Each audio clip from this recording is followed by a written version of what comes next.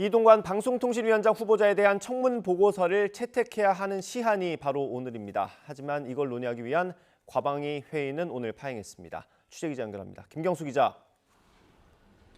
네, 국회입니다. 네, 오늘까지가 일단 시한인데 여야 협의가 좀 안 되고 있는 모양이죠? 네, 이동관 방송통신위원장 후보자 청문 보고서 채택을 위한 국회 과학기술정보방송통신위원회 전체 회의는 결국 열리지 않았습니다. 오전에 민주당 의원들만 모인 가운데 이 후보자가 부적격하다고 성토했습니다.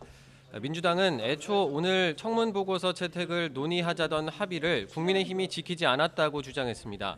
하지만 국민의힘은 보고서 채택 여부 등 회의 안건 협의가 안 됐는데 민주당이 일방적으로 회의 개최를 요구한다며 신경전을 벌였습니다.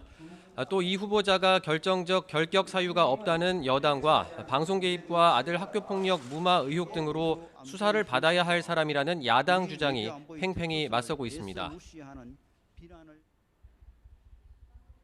민주당은 지난 몇 달 동안 반복되어 온 이야기들을 되풀이하며 후보자에 대한 비난과 인신 공격을 이어갔을 뿐 결정적 결격 사유를 제시하지 못했습니다.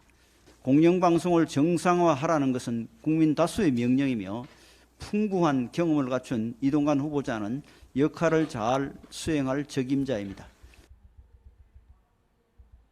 이동관 씨는 낙마 사유가 벌써 6가지, 7가지가 되는 분이에요. 이동관 후보자가 YTN 기사가 확인한 일방적인 허위 사실을 했다라고 해서 5억 손배소를 걸었어요. 언론을 상대로 해서 방통위원장이 되고자 하는 자가 그렇게 보도에 대해서 그렇게 협박을 하는 거는 좀 이해할 수가 없죠. 네, 결국 오늘 청문 보고서 채택이 불발될 가능성이 큰데 대통령실은 윤석열 대통령이 지체 않고 보고서 재송부를 요청할 거라고 밝혔습니다.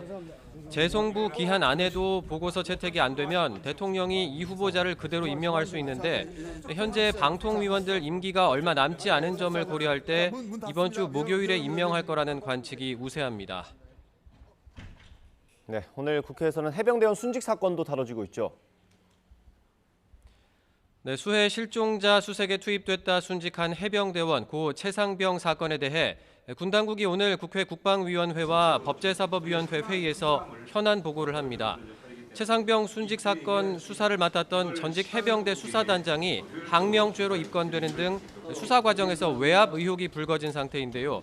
오전에 먼저 열린 법사위에서는 윗선에 외압은 없었다는 정부 여당과 지휘 책임자인 사단장을 보호하기 위해 대통령실 등이 개입한 거 아니냐는 야당의 의혹 제기가 이어졌습니다. 오후 2시에 열리는 국회 국방위에는 이종섭 국방부 장관과 해병대 사령부 관계자 등이 참석하는 만큼 본격적인 여야 기싸움이 예상됩니다. 민주당은 최상병 순직 사건의 진실과 외압 의혹을 밝히겠다며 특검 도입까지 거론하고 있지만 국민의힘은 근거 없는 정치 공세라며 맞서고 있어서 당분간 여야 공방이 불가피해 보입니다. 지금까지 국회에서 전해드렸습니다.